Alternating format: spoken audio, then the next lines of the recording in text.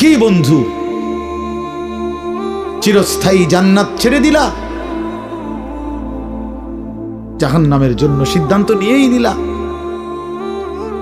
এই নারী, এই ছবি, এই উলঙ্গ দৃশ্য, এই জিনা, এই ব্যভিচার, খোদার কসম ধীরে ধীরে তোমার জাহান্নামের দিকেই নিয়ে যাবে। নুআল্লিহি মা তাওয়াল্লা ওয়া নুসলিহি জাহান্নাম। আল্লাহ বলছে, যে বান্দা আমার রাসূলের বিরুদ্ধাচরণ করবে এবং আমার ঈমানদার বান্দারা যে পথে চলে তার উল্টো পথে চলবে, আল্লাহ বলেন আমি তাকে সেই উল্টো পথেই চালাবো এবং একদিন সত্যি সত্যি আমি তারে জাহান্নামে ফেলে দেব। খোদার কসম বাপ, এটা কোরআন শরীফের আয়াত। আমি এই মাত্র বলে আসছি, বলছি তোমরা যারা আমার একটা কথা মনে করো বাপ, ছেলেদেরকে তোমাদেরকে বলি বাবা, সারা দিন সারা রাত মোবাইলে নারী দেখো, ছবি দেখো, নাচ গান, এক ওয়াক্ত নামাজ যারা পড়ো না, কোনোদিন যারা ফজরের নামাজ পড়ো না, হালাল হারামের কোনো পার্থক্য নাই, কিন্তু কেউ তোমারে ফিরায় না। তোমার মা, তোমার বাবা, তোমার পাড়া, তোমার মহল্লা, তোমার দেশবাসী, কেউ তোমারে নিয়ে একটু ভাবে না, কেউ তোমার একটু ফিরায় না। একটা বার বলে না যে এই বাবা তুই কোন রাস্তায় যাচ্ছিস, কিরে তুই মুসলমানের ঘরে জন্ম নিয়ে এত নষ্ট হয়ে যাচ্ছিস কেন? যাকে কেউ ফিরায় না, কেউ বলে না, কেন বাপ? একটা বার, একটা ছেলে শুধু তুমি আমার কথা ভাইবো যে কেউ তোমারে ডাকে না কেন? 365 দিনে খোদার একটা বছরে কোনোদিন ফজরের নামাজ পড়লা না, অথচ কেউ তোমার একটু বলেও না কিরে বাবা তুই মুসলমানের ঘরে জন্ম নিয়ে ফজরের নামাজ পড়স না কেন?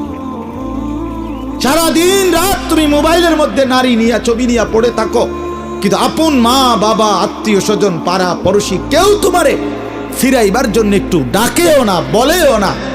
এমন হয়ে গেল কেন তোমার জীবনটা? কেউ তোমারে বাঁচাইতে চায় না কেন? মনে রাখো বাপ, মূল কারণ একটাই, তোমার উপরে আল্লাহর লানত পড়ছে, খোদার লানত, খোদার গজব পড়ছে তোর উপরে। এই জন্য আল্লাহর লানত পড়ে যার উপরে, তার থেকে গোটা সৃষ্টি মুখ ফিরায় নেয়। এটা মুখ ফিরায় নেয়, এটা জরুরি বিষয়, মুখ ফিরিয়ে নেয়। আমার মার বয়স এই মাত্র বললাম, আমার মা আমি বললাম কিছুই বুঝে না, কিন্তু সেই মা আমার এখনো মনে আছে। একটা আশ্চর্য বিষয় হলো 75 বছরের কম হবে না আমার বয়স। মা আমার এখনো আমারে বলে, আমারে দেখলে বলে বা আমগরে বলে, আমার 44 বছর বয়স, আমার 4টা সন্তান আছে, আমি আজকে 21 বছরের চাইতে বেশি ওয়াজ মাহফিলে যাই আলহামদুলিল্লাহ, আল্লাহর দয়া। কিন্তু কসম আল্লাহর, মা এখনো আমারে বলে ফুত নামাজ পড়ছুন, নামাজ পড়ছুন। আমারে সব সময় বলে মা ফুত চাইও, মানুষের কত আনে মাহফিলে যাও, মানুষের লোকে চাইও টাকা পয়সা লইয়া, ঝামেলা করো না। কতবার যে কইছে এই কথা এটা মা আমারে, আমার জীবনে। কিরে বেটা, আমার 75 বছরের মা তো, আমি 44 বছরের ছেলে, আমি আমারে আজও ডাকে, তোরে কেন ডাকে না? তোর উপরে কোন খোদার লানত পড়ছে বেটা?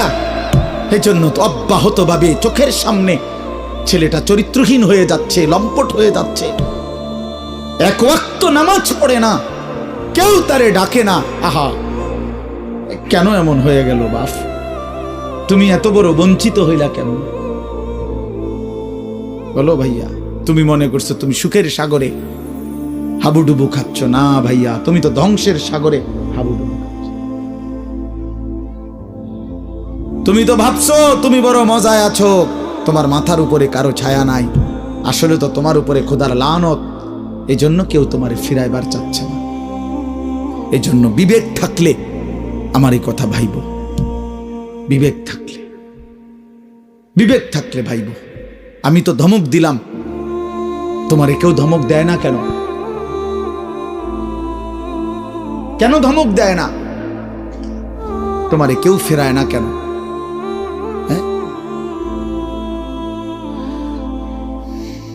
এই জন্য দোস্ত দয়া করে এটা ভাবা উচিত, আমরা ইনসাফের সাথে আমাদের এটা ভাবা উচিত। আমরা যদি এটা ভাবি আমাদের জীবন সুন্দর হবে।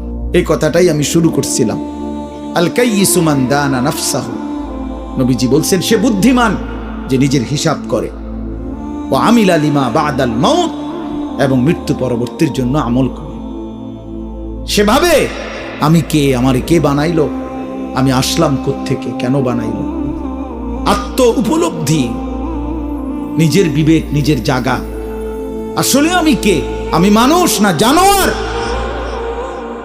এতটুকু বুঝ বুদ্ধি আকল দিমাগ যদি দোস্ত আমার না থাকে, আমি মানুষ হলাম কিভাবে, মুসলমান হলাম কি? মাসালুল লাযী ইয়াযকুরু রাব্বাহু ওয়াল লাযী লা ইয়াযকুরু রাব্বাহু মাসালুল হাইয়্যি ওয়াল মাইয়্যিত।